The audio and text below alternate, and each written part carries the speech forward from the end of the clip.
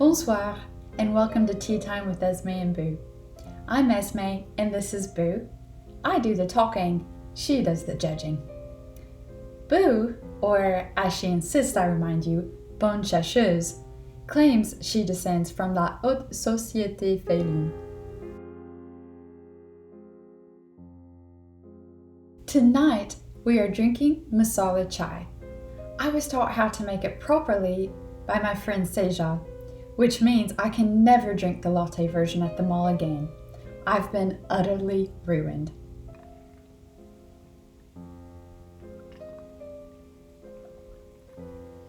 It tastes like someone ground an entire spice cabinet, then dared me to call it cozy, which I will, because it is. Imagine autumn itself punching you politely in the throat.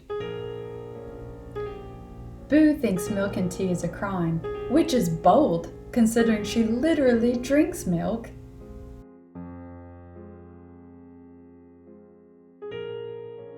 It's bold black tea wrapped in cardamom, cinnamon, ginger, clove, and sometimes even pepper. The cardamom is floral and sweet. The cinnamon is comforting. The ginger gives it a little spark of heat, and the cloves add just the right amount of mystery. It doesn't shout, it warms. Like being wrapped in a wool blanket that's been sprinkled with magic.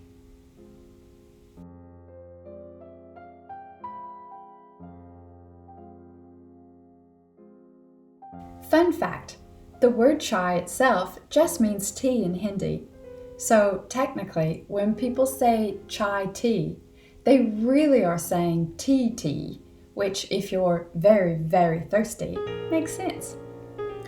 Boo insists her palate is far too refined for double tea. She prefers single origin cream.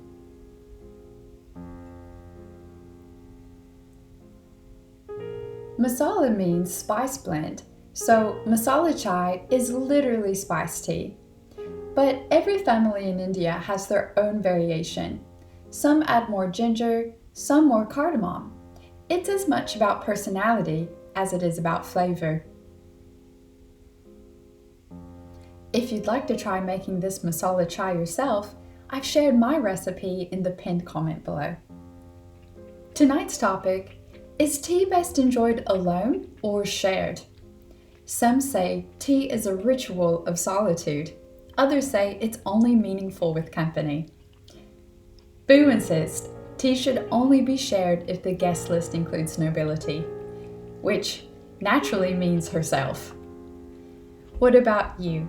Are you a solitary sipper, or do you prefer a full table of cups and saucers clinking in chorus? Don't worry, Boo won't judge, well, not out loud. Now it's time for a viewer question.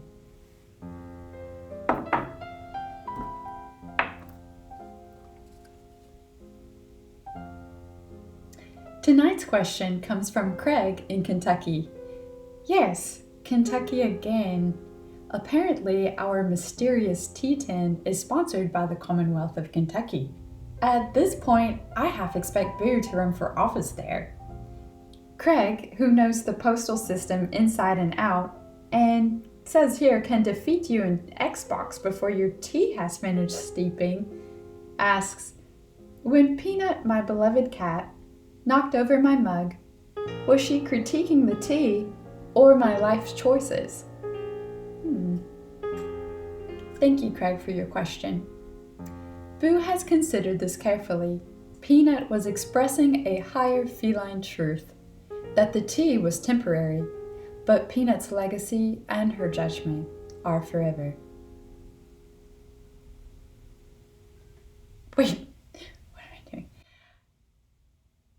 Habit, I suppose.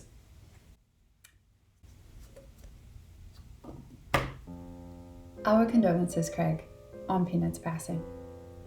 This has been Tea Time with Esme and Boo. Remember, the tea is temporary, but the judgment is forever.